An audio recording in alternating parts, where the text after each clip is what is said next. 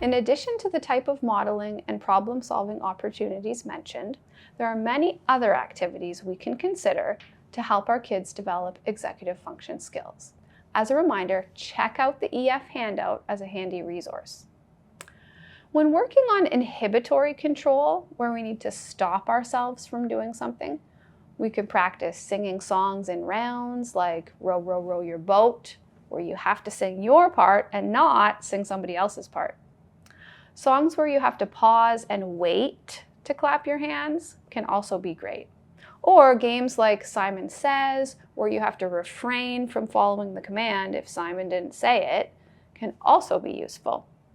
Even practicing waiting for a short period of time before being allowed to eat a cookie can be great for kids. Or giving your child the opportunity to have 1 cookie now, or 2 cookies if they wait for 5 minutes, can be rewarding as the child matures. An older child can also work on inhibitory control while playing instruments and waiting for the correct time to play their notes, or doing buddy reading, where they alternate reading sentences with a partner.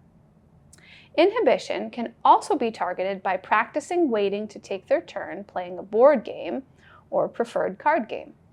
Consider what interests and motivates your child, and then use that to help them practice inhibitory control, giving them specific, relevant feedback and asking reflexive questions. Again, check out the Module 2 handout if you want more specific examples to get you started. Sometimes our kids benefit from visuals to help them control their behavior and improve inhibition skills. A picture of an ear, a hand signal you set up with your child, or a talking stick where only the person holding the stick may speak may be enough to remind them not to interrupt their sibling in an animated family discussion or debate. Apps with visual timers or even good old-fashioned sand timers can help our kids as well. To improve working memory with your kids, reading stories to them and discussing the story in a relaxed manner, not quizzing them, is a great place to start. There are many games you can play with your kids, such as the game called Memory, that can be helpful. I also love playing card games like Go Fish or Sushi Go, where the child can practice remembering what cards the other players have. A super important thing you can do as a parent is learn to have a good feel for where your child's limits are and how much they can hold in their working memory at one go.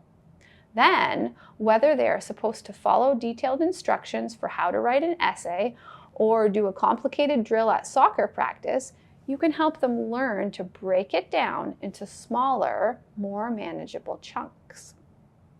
Having well-established routines is also helpful for our kids who struggle with working memory. Visual reminders like a multiplication table poster or alarm reminders on the child's device to remind them to check their homework diary, or advocating that your child have an accommodation where the teacher posts the homework instructions online, that can all be really helpful. You can then empower and train your child to think about their own thinking so they independently initiate going and checking the homework tasks, using that alarm reminder on their device, and so on. Also, making little songs or acronyms can also help us remember things.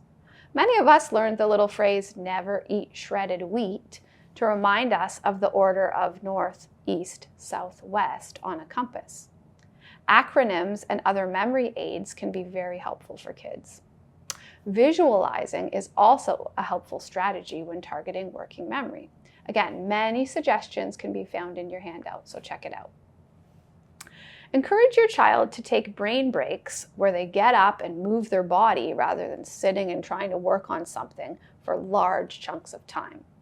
We want our kids to learn to make comments like, I've been working on this for a while and I'm starting to find it hard to focus. So this is self-monitoring. I know moving my body can help me reset, so I think I'll take a 2-minute break and move around and then continue. Setting a 2-minute timer may also help with inhibitory control, so they can stop whatever they're doing for their break and settle back into the task at hand. Cognitive flexibility is also super important for our kids to develop. Sometimes we are presented with a scenario that does not match with the way things usually happen, and this can really throw some kids off. It can be great to model how we handle unexpected scenarios. For example, if I drip soup on my shirt, I can model a few different ways to handle it. I could say, sometimes things happen that we didn't want to happen.